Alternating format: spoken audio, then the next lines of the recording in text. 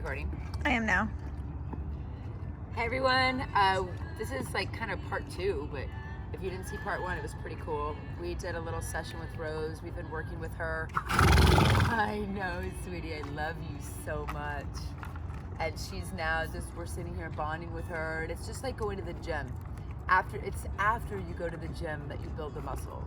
And right now we're building that bonding muscle with her, and we're building that emotional muscle with her.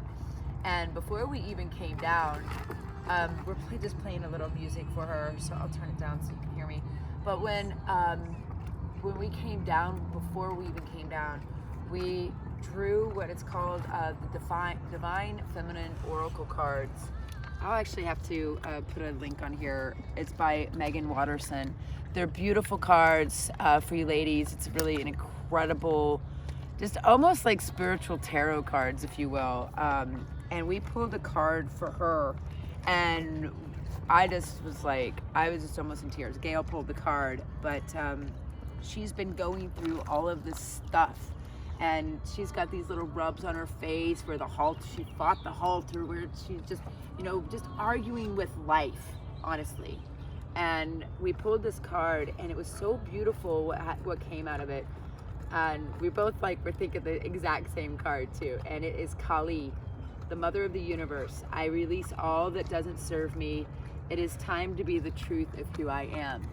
And if you watch here's a picture of the card for you guys. If you watch part 1 of this little impromptu video series, it was really amazing to see just how much she really wanted to believe and stay attached to her old story.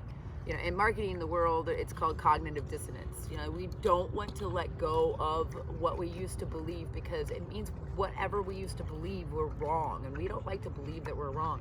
And at some point it did serve us. But at this time in her life, it is time for her to release that old story, and we're helping her through that. I've had her actually for a little while, and she was really wild. Some of the crazy things, like jumping out of the round pen and things, and it really is time for her to release all that doesn't serve her. And she embodies the ultimate wake-up call to get us aligned as soon as possible with what we have come here to do. And one of my mantras is to align, not hustle.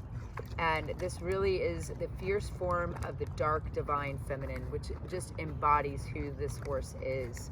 And it depicts her as standing in front of the Hindu god Shiva, and as her consort, they represent the power available to us when we embody and honor both the masculine and the feminine within.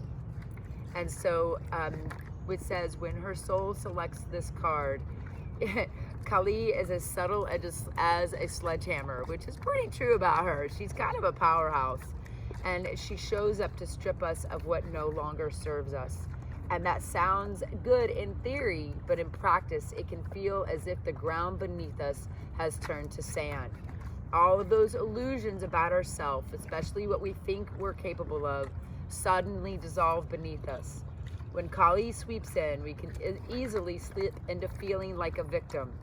It can feel as though events are happening to us rather than for us. And isn't that true with what's going on in the world today?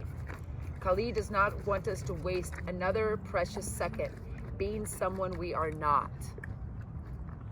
She doesn't want us to be with a partner who doesn't treat us with respect and love. We need to do the light work we've come here to do. She wants to sever the ties our ego has made out of fear or out of a false belief that we don't deserve better or more. She wants us to get terrifyingly real. She wants us to reckon with the fact that we are not here to please others or to make them proud. We are here to listen to the singular call of our own soul. Kali is the harbinger of having entered Kairos in soul time and stripping the ego to reveal the soul we can feel raw and often heartbreaking. But ultimately, Kali has come out of the fierce love for the truth of who we really are. She is giving us the opportunity to choose again, to start over, and this time from a place of tremendous wisdom and strength, our vulnerability. She lets us begin again from the bare bones truth of who we are. And that's exactly what we're doing with this horse. Like, she is just stripping away all of the terrifying things that no longer serve her. And her soul meditation is, what is falling away from my life right now that no longer serves me? So ask yourself, what is falling away from your life right now that no longer serves you? That in the past you did believe did serve you, and perhaps it did. But now you know that your intention can be, hi, gorgeous, I love that sound. I release all that doesn't serve me. It is time to be the truth of who I am. And that's the card for this horse today. And I encourage you all, if you're watching, to think about if it is also a piece of information or a piece of truth that you can read that resonates with you too. So I hope you enjoyed this. Thanks for tuning in. And I'm Jen Zoe. This is Energen.